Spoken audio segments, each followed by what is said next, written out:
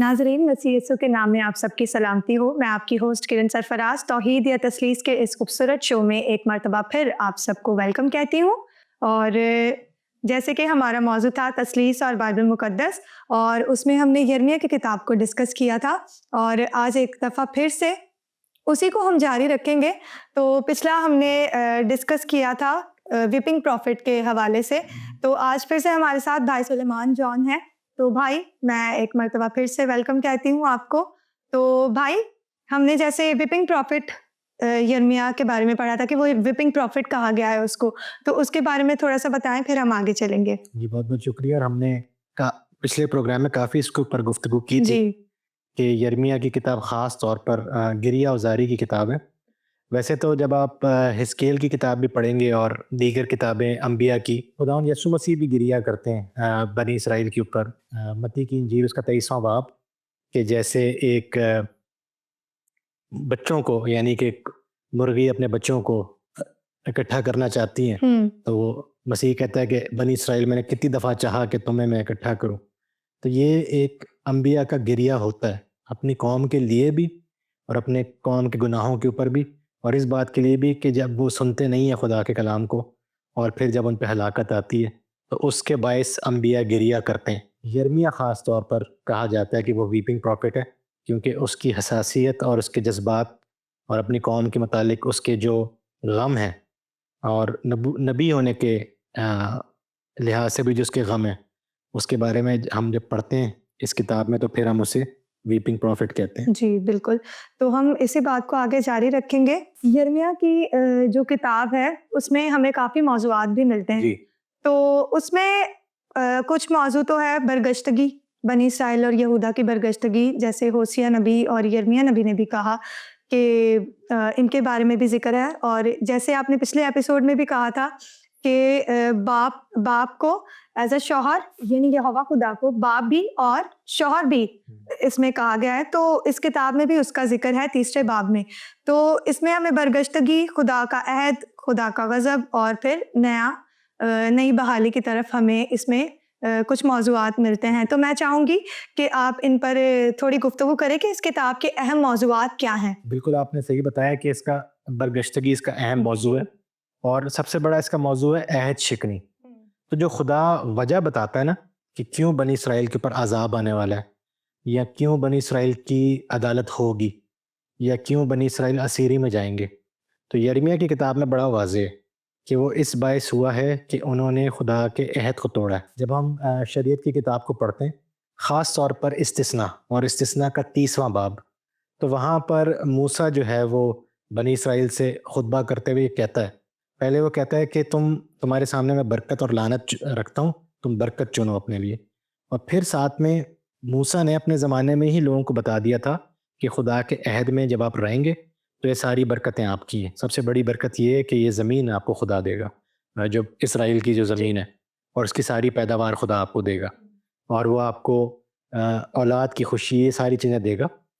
جب آپ عہد توڑیں گے تو پھر بالکل اس کے الٹ ہو جائے گا، یعنی کہ زمین بھی پھل پیدا کرنا چھوڑ دے گی، وبا آئے گی، غربت آئے گی، اور پھر آپ مارے جائیں گے یا اسیر ہو جائیں گے۔ ٹھیک ہے، تو اس کی یاد دلاتا ہے سب سے پہلے یرمیہ، اور اس کا موضوع یہی ہے کہ خدا جو ہے وہ عہد کا خدا ہے، اور کوننٹ، تو جو کوننٹ ہے جب اس کی وائلیشن ہوتی ہے، یعنی کہ عہد شکنی جب ہوتی ہے انسانوں کی طرف سے، خصوصی طور پر بنی اسرائیل کی طرف سے، خدا کی طرف سے نہیں، کہ خدا کا دل اب خراب ہو گیا ہے یا اس نے بات بدل دی اپنی، بنی اسرائیل نے جو ہے وہ کوننٹ کی وائلیشن کی ہے۔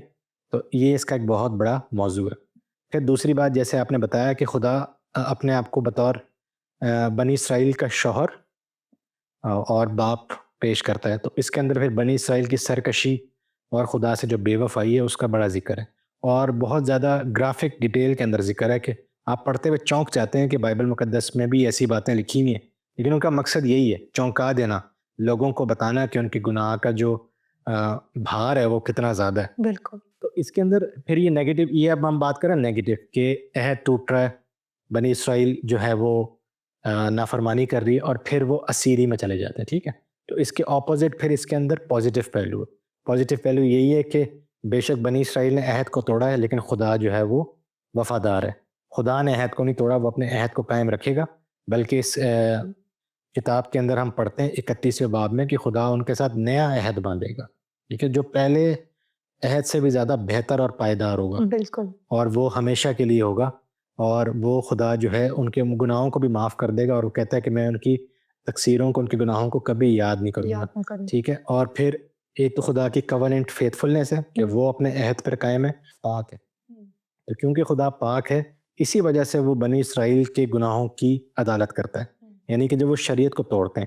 اب اس کتاب کے اندر جب آپ پڑھتے ہیں تو اس میں بنی اسرائیل قوم کی بطور پوری قوم ایک گھناؤنی تصویر پیش کی گئی ہے بالکل، کہ اخلاقی گراوٹ اس حد تک ہو گئی تھی کہ نہ صرف انہوں نے دوسرے کنانی جو دیوتا تھے، یعنی ارد گرد کے قوموں کے دیوتاؤں کو پوجنا شروع کر دیا تھا، یعنی وہ ہیکل میں جاتے تھے جی لیکن ہیکل سے نکلنے کے بعد پھر وہ دوسرے خداؤں کو بھی پوجتے تھے۔ جی اور کچھ حوالے آپ یرمیہ کی کتاب کے پڑھتے ہیں تو اس میں آپ کو یہ اندیشہ بھی ملتا ہے کہ شاید وہ جس طرح دوسری قوموں کے بارے میں ایسا تصور کیا جاتا ہے کہ وہ اپنے خداؤں کے سامنے بچوں کی بلی چڑھاتے ہیں، تو بنی اسرائیل بھی یہ کر رہے تھے۔ تو آپ کو یہ سمجھ آتی ہے کہ ان کے گناہ کا جو سنگینی کتنی زیادہ ہے۔ ایک تو یہ تو خدا کیونکہ پاک ہے تو وہ ناپاکی کو برداشت نہیں کرتا، اور سب سے بڑی ناپاکی یہی ہے بت پرستی کے، دوسرے خداؤں کو ماننا بالکل، اور دوسرے خداؤں کے پیچھے جانا، تو خدا اس سے بڑا ناراض ہوتا ہے، پھر سزا دیتا ہے، اس کی نسلوں تک اس کی سزا دیتا ہے۔ لیکن خدا صرف شرعی معاملوں میں ان کو سزا نہیں دے رہا، خدا جو ہے وہ عادل اور منصف بھی ہے، تو جو حقوق ہیں غریبوں کے، بیواؤں کے، یتیموں کے، وہ بھی پورے نہیں ہو رہے تھے جن کا شریعت میں ذکر ہے، اور اجنبیوں کے، تو خدا اس باعث بھی اپنی قوم سے خفا ہوتا ہے اور پھر ان کو اسیری میں بھیجتا ہے۔ لیکن اس کے ساتھ ساتھ یہ ساری باتیں صرف بنی اسرائیل کے لیے نہیں ہیں، جیسا کہ ہم نے پچھلی ایپیسوڈ میں اس بات کا ذکر کیا تھا کہ دوسری قوموں کے اوپر بھی پھر خدا یہی پیغام بھیجتا ہے کہ جب تک قومیں جو ہیں خدا کے خوف میں اور انصاف سے چلیں گی تو خدا بھی ان کے ساتھ چلے گا، لیکن جہاں وہ سرکشی کریں گے، جہاں وہ اپنے آپ کو خدا سمجھیں گے، تو وہاں پر جو ہے خدا ان کی بھی عدالت کرے گا۔ تو اس کتاب کے اندر موضوعات کے حوالے سے پہلے خدا بابل کو استعمال کرتا ہے بنی اسرائیل کی عدالت کرنے کے لیے، لیکن پھر بابل کے بادشاہ کو بھی یہ پیغام پہنچا جاتا ہے کہ اگر تم بھی سرکشی کرو گے تو خدا تمہاری بھی عدالت کرے گا۔ اور اس عدالت کے بارے میں ہم دیکھتے ہیں دانیل کی کتاب جب آپ پڑھتے ہیں اور دیگر اولڈ ٹیسٹمنٹ کی کتابیں آپ پڑھتے ہیں تو خدا نے پھر بابل کی بھی عدالت کی، اور اس سپر پاور کو، یعنی کہ ایک زمانے میں بابل جو تھی دنیا کی حکمران سپر پاور تھی، لیکن خدا نے اس کو ایک رات میں ختم کر دیا ان کے بادشاہ کو، اور اس کے بعد بنی اسرائیل کی اسیری بھی ختم ہوتی ہے۔ تو یہ جو ہے نا اس کے موضوعات ہیں، یعنی کہ اگر آپ اس کو نیگیٹو طریقے سے دیکھیں کہ گناہ کی بات ہے اس کے اندر، سرکشی کی، بت پرستی کی، اسیری کی، لیکن خدا کی جو ذات ہے وہ پھر پازیٹیوٹی کی طرف لاتی ہے کہ خدا خود جو ہے وہ انصاف کرتا ہے، تو انصاف کے اندر یہ ہے کہ سزا ضرور دینی ہے، لیکن پھر اس کے ساتھ ساتھ اس کا رحم، اس کی محبت یہ ہے کہ پھر وہ بھلائی کا اور پھر واپسی کا راستہ بھی بتاتا ہے اپنے لوگوں کو۔ جی بہت شکریہ بھائی، بہت خوبصورت جواب تھا اس کا۔ اور جس طرح آپ نے ذکر کیا کہ بنی اسرائیل بت پرستی کی طرف چلی گئی تھی، جو انہوں نے سچے خدا کی عبادت سے تجاوز کر کے وہ بت پرستی کرنا شروع ہو گئے تھے، تو میں یہ سوال پوچھنا چاہوں گی اسی تعلق سے کہ یہ کتاب جو ہے وہ خدا کا کیا تصور پیش کرتی ہے؟ جی، اور اس میں تھوڑی سی میں کلیریفیکیشن یہ کروں گا کہ جو بت پرستی ہے نا، گناہ اس لیے بھی سنگین یہ ہے کہ بنی اسرائیل یہ نہیں کر رہے تھے کہ انہوں نے یہوہ خدا کو چھوڑ دیا تھا اور وہ کنورٹ ہو کے کسی پیگن ریلیجن میں چلے گئے تھے، وہ ساتھ ساتھ کر رہے تھے۔ اصل میں یہ بڑا گناہ ہے کہ وہ ہیکل کے اندر عبادت کر رہے ہیں خدا کی، وہ اپنے آپ کو یہودی مانتے ہیں اور یہوہ خدا کو مانتے ہیں، عیدیں بھی منا رہے ہیں، ساری چیزیں کر رہے ہیں، لیکن اس کے ساتھ ساتھ وہ دوسرے خداؤں کو مانتے ہیں۔ تو یہ ایک بہت بڑی کیا کہتے ہیں وائلیشن تھی 10 احکام کی بھی اور عہد کی بھی۔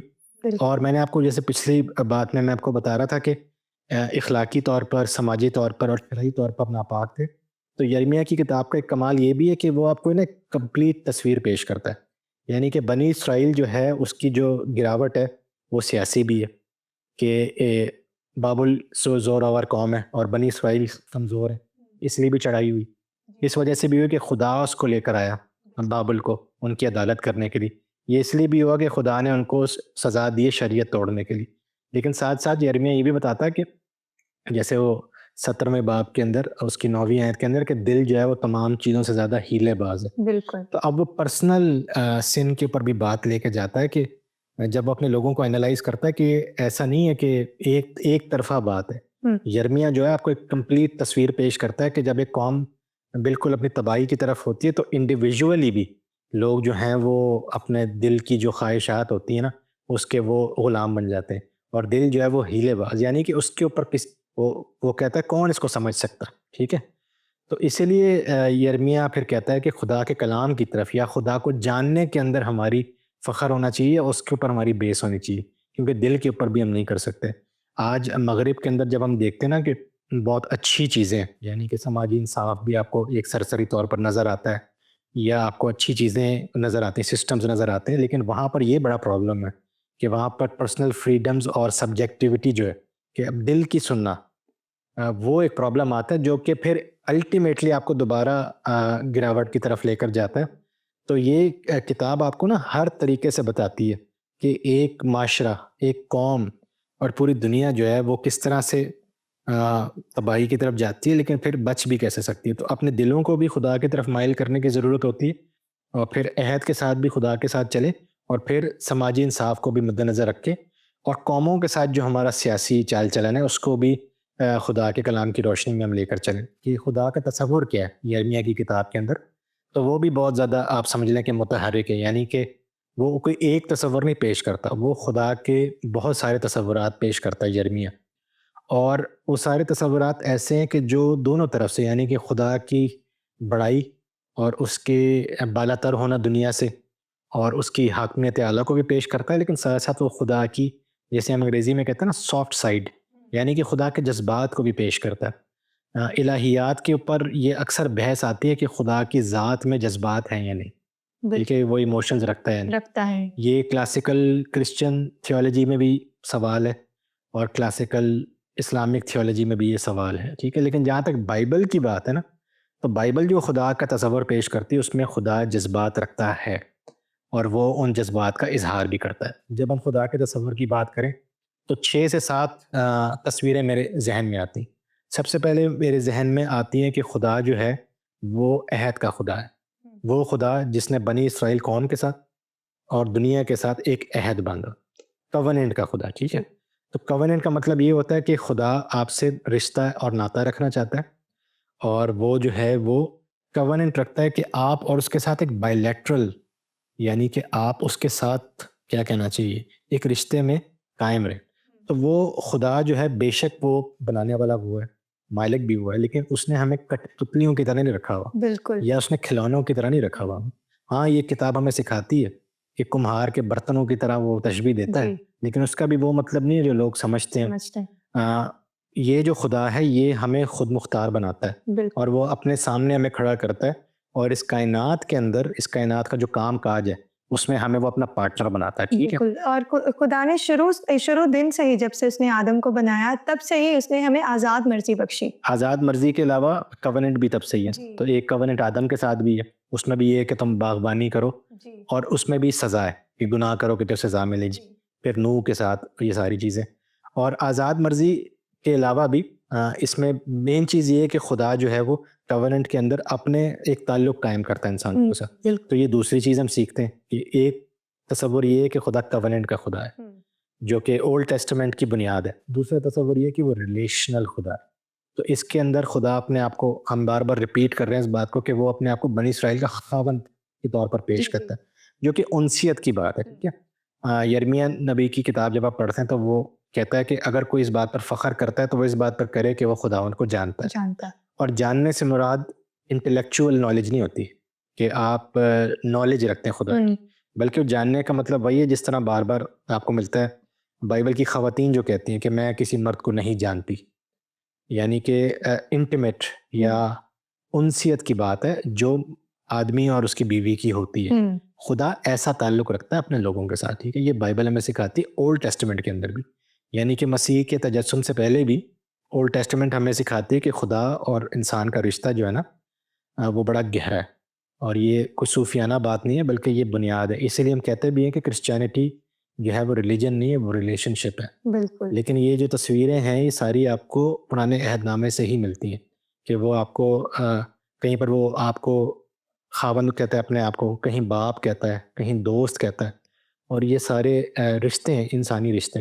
اور پالوس کہتا بھی ہے کہ تمام خاندان جو ہے وہ خدا سے منسوب ہیں اور سارے رشتے جو ہیں وہ خدا سے ہی آتے ہیں. تو خدا خود اپنی ذات میں ایک ریلیشنل گاڈ ہے, ٹھیک ہے.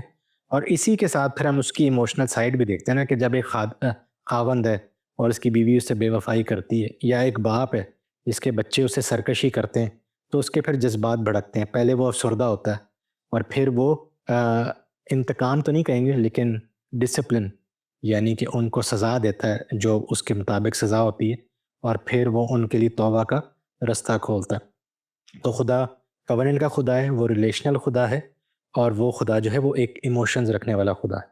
لیکن اس کے ساتھ ساتھ خدا جو ہے وہ عدالت کرنے والا خدا بھی, اور وہ منصف ہے.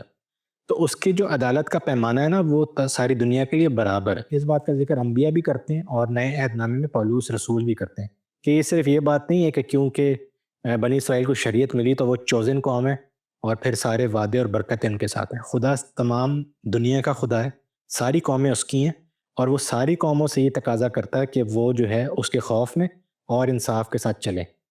تو جو قوم بھی اس کو توڑتی ہے, خدا ان کی بھی عدالت کرتا ہے. پرانے عہد نامے میں جب ہم شروع کرتے ہیں, پیدائش کی کتاب جب ہم پڑھتے ہیں, جی. پھر ہم احبار, گنتی, پھر یشوع کی کتاب, جی. تو ان کتابوں کے اندر خدا بنی اسرائیل کو استعمال کرتا ہے دوسری قوموں کو عدالت کرنے کا. اور ان قوموں کے گناہ بھی یہی تھے, بت پرستی, بچوں کی قربانی, شہوت, زنا کاری, اور اس کے علاوہ اجنبیوں کے ساتھ بدسلوکی, اور غریبوں اور محتاجوں کے ساتھ ان کے حقوق نہ دینا.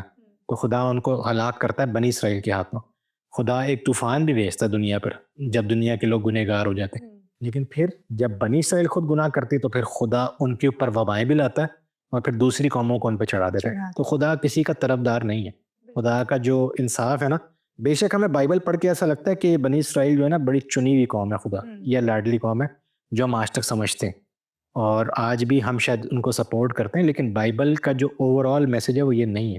خدا امپارشل نہیں ہے, وہ ساری قوموں کا ایک ہی بنیاد پر فیصلہ کرتا ہے اور آخر میں بھی کرے گا. یعنی کہ جب خداوند یسوع مسیح بھی فرماتے ہیں کہ آخری دن وہ بھیڑوں اور بکریوں کو الگ الگ کرتا ہے, تو وہاں قوموں کا ذکر ہے. وہاں لکھا ساری قومیں اس کے سامنے جمع ہو گئیں اور اس نے ان کو دائیں اور بائیں کھڑا کیا. ہم سمجھتے ہیں یہ لوگوں کو کھڑا کر رہا ہے, وہاں صاف لکھا ہوا ہے کہ قوموں کو اس نے. تو وہ قومیں جن کے یہاں انصاف ہے, یعنی کہ قیدی کے لیے, بیمار کے لیے, غریب کے لیے, ان کو مسیح کہتا ہے کہ تم میرے ساتھ بادشاہی میں جاؤ گے, اور جو نہیں کرتے ایسے ان کو مسیح کہتا ہے کہ تم جہنم میں جاؤ گے. ٹھیک ہے, تو یہ ہمیں یرمیہ کی کتاب کے اندر بھی ملتا ہے کہ خدا کی عدالت ہے, خدا کی منصفی ہے. اس کے ساتھ ساتھ خدا کی محبت بھی ہم دیکھتے ہیں, لو آف گاڈ, اور خدا کی مرسی یعنی کہ اس کا رحم اپنی قوم کے لیے. اور سب سے اہم چیز جو ہے جو کہ ہمیں انبیاء کی کتاب میں ملتی ہے وہ ہے خدا کی ساورینٹی. ساورینٹی یعنی خدا کی حاکمیت اعلیٰ, یا خدا کی جو تاریخ کے اوپر خدا اونر ہے. ٹھیک ہے, اب یہ وہی بات ہے کہ ہم بحث کر سکتے ہیں آزاد مرضی اور تقدیر والی, ٹھیک ہے, لیکن جو بائبل ہمیں سکھا رہی ہے کہ یہ جو دنیا کی تاریخ ہے نا, اس کو خدا گائیڈ کر رہا ہے. ٹھیک ہے, خدا کے کنٹرول میں, یعنی کہ یہ رینڈم بات نہیں ہے کہ نبوکدنضر آ رہا ہے, وہ ٹھیک ہے وہ مصر کو تباہ کر کے بنی اسرائیل کے اوپر قبضہ کر لے گا. وہاں بائبل ہمیں یہ سکھا رہی ہے کہ یہ سارے کام خدا کر رہا ہے, اور پھر بابل کو ہٹانے والا بھی خدا ہے, اور بنی اسرائیل کو ایک دفعہ پھر سے ان کے ملک میں لے جانے والا بھی خدا ہے.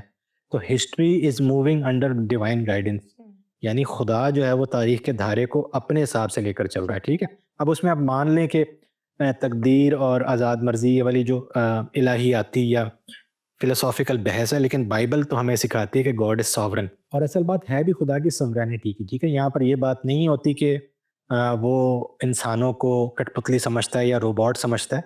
نہیں, وہ نہیں سمجھتا, وہ ساورن ہے, اور وہ ہمیں بھی پوری آزادی دیتا ہے کیونکہ ہم اس کی قوم ہیں, ہم اس کے لوگ ہیں, اس کی مخلوق ہیں, اور اس نے ہمیں اس دنیا کا انتظام انسانوں کو دے رکھا ہے. ٹھیک ہے, تو یہ وہ آپ کو خود مختار بھی بناتا ہے. ٹھیک ہے, لیکن الٹیمیٹلی ہر چیز اس کے ہاتھ میں. بالکل. ٹھیک ہے, اور اس کتاب سے ہم سیکھتے بھی یہی ہیں کہ اگر انسانوں پہ چھوڑ دیا جائے تو انسانوں کا دل بھی جو ہے ہیلے باز ہے, قوموں کا جو مجموعی رویہ ہے وہ بھی کرپٹ ہے. ٹھیک ہے, اس لیے خدا مکمل طور پر انسانوں کو, اس دنیا کو اپنے حال پہ نہیں چھوڑ سکتا, اور اسی لیے وہ اپنا فضل اور اپنا کیا کہنا چاہیے اپنی حاکمیت وہ دکھاتا ہے, اور وہ اس دنیا کو بھی تھامے رکھتا ہے, اور پھر آہستہ آہستہ اس کو ریڈیمپشن کی طرف لے کر جاتا ہے. ٹھیک, تو ہمیں یہ خدا کا ایک بڑا ایک براڈ تصور ملتا ہے یعنی کہ جو مسیحی عقائد ہیں خدا کے متعلق، جو الہیات کا ایک پورا ایک دھارا ہے، آپ کو اس میں تقریباً ساری چیزیں جو ہیں خدا کے متعلق ملتی ہیں. ایسی چیزیں بھی جن پہ ہم عام طور پر زور نہیں دیتے، جس طرح خدا کا خود گریہ وزاری کرنا اپنی قوم کے لیے، تو یہ ہم عام طور پر اس کا ذکر نہیں کرتے، اور خدا کے جذبات کا، لیکن وہ بھی آپ کو اس کتاب کے اندر ملتے ضرور ہیں. تو اس لیے اس کتاب کے اندر سے ہم جو کانسیپٹ آف گاڈ ہے اس کے متعلق ہم بہت کچھ سیکھتے ہیں. جی تھینک یو سو مچ بھائی، بہت خوبصورت. اور مجھے ایک بات بہت اچھی لگی کہ کرسچینٹی ریلیجن نہیں ہے، کرسچینٹی ریلیشن ہے، اور خداوند نے بھی اس بات پر بہت زور دیا ہے، اور بڑی خوبصورتی سے آپ نے اس بات کو جو ہے وہ بیان کیا. اور زیادہ تر جو ہے وہ یہوہ خدا بات کرتا ہوا نظر آتا ہے پرانے عہد نامہ میں. لیکن میرا آپ سے یہ سوال ہے کہ یہ کتاب پاک تثلیث کے بارے میں کیا سکھاتی ہے؟ جی بہت بہت شکریہ. تو خدا کا جو تصور ہے نا مسیحی، تو وہ ہے ہی تثلیثی. تو جو میں نے بھی آپ کو خدا کے بارے میں کانسیپٹس بتائے نا، تو مسیحی لوگ ان کو تثلیث سے ہی ایکسپلین کرتے ہیں. یعنی کہ مثال کے طور پر اگر خدا کوننٹ کا خدا ہے نا، جی، تو خدا نے اس سے پہلے آدم کے ساتھ یا بنی اسرائیل کے ساتھ کوننٹ باندھا. اس نے سب سے پہلے بیٹے کے ساتھ کوننٹ کیا. ٹھیک ہے، اس کا ذکر ہمیں ملتا ہے دیگر حوالوں سے، لیکن یسایہ کی کتاب میں اس کے 8ویں باب میں ہم پڑھتے ہیں کہ جہاں پر اکارڈنگ ٹو ریفارم تھیولوجی، وہاں پر ہم کہتے ہیں کہ وہاں پر ڈیوائن کاؤنسل ہے، یعنی باپ بیٹا رول کو اس کا مکالمہ ہے آپس میں کہ ہماری طرف سے کون جائے گا. جی، اور پھر مسیح کہتا ہے، یعنی کہ ہم اپنے مسیحی پس منظر سے کہتے ہیں کہ یہ باپ بیٹے رول کو اس کا مکالمہ ہے جی، کہ یہ انسان کی مخلصی کے لیے کون جائے گا. تو بیٹا کہتا ہے کہ میں جاؤں. تو یہ ایک ڈیوائن عہد ہے. ٹھیک ہے، اسے کہتے ہیں پیکٹ آف پیس یا پیکٹ آف سیلویشن، جو کہ اٹرنل ہے. یعنی کہ اس سے پہلے انسان بنتے خدا کا اس کے بیٹے کے ساتھ اور رول کو اس کے ساتھ ایک عہد ہے. اور اس میں بھی عہد بھی ایسا نہیں، اب اس سے بھی وہی سوورینٹی والی بات آتی ہے کہ اس عہد کا مقصد یہی ہے کہ جہاں انسان یا مخلوقات برگشتہ ہوں گی یا بربادی کی طرف جائیں گی، اس کوننٹ سے پھر ان کو بچا لیا جائے گا. ٹھیک، کلاسیکل اسلامک الہیات کے اندر بھی ایک ازلی پیکٹ کا یا کوننٹ کا یا عہد کا ذکر، اور وہ عہد یہ ہے کہ خدا تعالیٰ نے تمام انسانی روحوں کے ساتھ عہد کی. یعنی کہ یہ مانا جاتا ہے کلاسیکل تھیولوجی میں کہ انسان کی پیدائش، یعنی روح آپ کی ازلی ہے. ٹھیک ہے، جسمانی زندگی جو ہے وہ عارضی ہے، روح ازلی ہے. تو بہت سارے مسلمان یہ مانتے ہیں، اور جو کلاسیکل اسلامک تھیولوجی ہے، قرآن شریف میں بھی یہ لکھا ہے کہ خدا نے انسانوں کی روحوں کے ساتھ تخلیق کائنات سے پہلے ایک عہد باندھا. لیکن ہم اپنے تثلیثی پیراہے میں کہتے ہیں کہ نہیں، اس سے بھی پہلے، یعنی کہ جب ابھی وقت نہیں بنا، کچھ نہیں بنا، تو خدا کا اپنے بیٹے کے ساتھ ایک عہد ہے.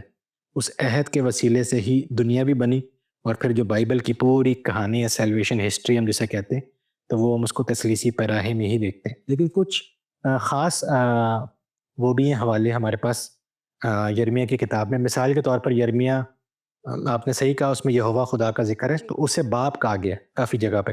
خاص طور پر جب آپ تیسرا باب پڑھتے ہیں یرمیہ کی کتاب، اس کا چیپٹر نمبر 3، تو وہاں پر پہلے خدا ٹونٹ مارتا ہے کہ تم یہ بتوں کو اپنا باپ کہتے ہو، اور پھر وہ اپنی بات کرتا ہے کہ تم مجھے اپنا باپ کہتے ہو. تو خدا بطور باپ آپ کو اس کے اندر نظر آتا ہے. پھر جہاں بات آتی ہے خدا بطور بیٹا، خدا یسوع مسیح، تو ہمارا یہ ایمان ویسے ہی ہے، اور پطرس کے خط میں بھی یہ لکھا ہے کہ جو نبی تھے وہ مسیح کی روح میں نبوت کرتے تھے. ٹھیک ہے، ایک تو جو نبوتی خدمت ہی ہے، جس طرح کائنوں کی خدمت تھی، وہ بھی مسیح کی ایک سایہ ہے. ٹھیک ہے، تو اسی طرح نبیوں کی خدمت جو تھی وہ بھی مسیح کا ایک سایہ ہے، کیونکہ مسیح کی بھی ایک نبوتی خدمت تھی. یرمیہ کے بارے میں ہم یہ جانتے ہیں کہ اس بائبل کی جو اس کتاب ہے اس کے مطابق اس کی خدمت کا عرصہ تھا 40 سال کا. یہ ایک طرح سے موسیٰ کے ساتھ اس کا ایک موازنہ ہے. ٹھیک ہے، کہ موسیٰ کی خدمت کے بھی 40 سال تھے اور یرمیہ کی خدمت کے بھی 40 سال تھے. ہاں، لیکن اس میں کنٹراسٹ ہے، اور جو کہ بڑا دل دہلانے والی بات ہے. موسیٰ کی خدمت کا اختتام ایسے ہوا کہ وہ رہ گیا بیابان میں، اور بنی اسرائیل جو تھی وہ آگے چلی گئی. یرمیہ کا بالکل الٹ ہے کہ وہ رہ گیا اپنے ملک میں، اور بنی اسرائیل جو ہے اسیری میں چلے گئے. ایک ٹریجڈی ہے موسیٰ کی طرح وہ، لیکن ٹریجڈی ہے، تو وہ ریورس ہو گیا. ٹھیک ہے، تو he is like Moses but in a tragic manner. ٹھیک ہے، اور یرمیہ جو ہے وہ 11ویں باب کے اندر خدا سے دعا کرتا ہے اور پھر وہ اپنے دشمنوں پہ لعنت کرتا ہے. ٹھیک ہے, تو یہاں پر اس کا مسیح کے ساتھ کنٹراسٹ آتا ہے کہ مسیح جو تھا وہ دشمنوں کے لیے دعا کرتا. ٹھیک ہے, تو اسی لیے مسیح کو ہم کہتے ہیں کہ وہ سارے انبیاء سے افضل ہے. وہ اسی لیے افضل ہے. اب یرمیہ کی کتاب سے ہم یہ دیکھتے ہیں کہ وہ ہے تو خدا کا خادم, وہ حساس بھی ہے, وہ پاک انسان بھی ہے, وہ اچھا انسان بھی ہے, لیکن اس کی بس ہو جاتی ہے. اور جب اس کی بس ہو جاتی ہے تو وہ لعنت کرتا ہے اپنے دشمنوں پر بھی اور اپنی قوم کے اوپر بھی, اور پھر وہ تھک جاتا ہے. مسیح کے بارے میں ہم جانتے ہیں کہ وہ جب اس دنیا میں بھی تھا تب بھی وہ دعا کرتا تھا, شفاعت کرتا تھا, صلیب سے اس نے اپنے دشمنوں کو معاف کیا, اور آج بھی وہ خدا باپ کے حضور ہماری شفاعت کرتا ہے. ٹھیک ہے, تو ایک ہمیں کنٹراسٹ ملتا ہے جی یرمیہ کی شخصیت میں اور خداوند یسوع مسیح کی شخصیت میں. تو بے شک ہمیں اس میں کرائسٹ کی ایک جھلک ملتی ہے یرمیہ کی نبوتی خدمت میں, لیکن کنٹراسٹ کے ساتھ. تو اس کنٹراسٹ کو جب ہم سامنے رکھتے ہیں تو مسیح کی ذات جو ہے وہ ہمیں افضل نظر آتی ہے, اور جب ہم یرمیہ کے ساتھ اسے دیکھتے ہیں تو اس لیے ہم کہتے ہیں کہ مسیح جو ہے وہ تمام انبیاء سے افضل ہے. افضل ہے. بہت شکریہ بھائی, بہت خوبصورتی سے آپ نے اس کا جواب دیا ہے, اور یقیناً ہم سب نے اس سے برکت پائی جس طرح میں نے اور ہمارے ناظرین نے بھی. اور اگر آپ کا کوئی سوال ہو تو آپ ہمیں وہ بھیج سکتے ہیں, ہم اس پر بھی ضرور گفتگو کریں گے. اپنا بہت خیال رکھیے گا. تب تک کے لیے خدا حافظ.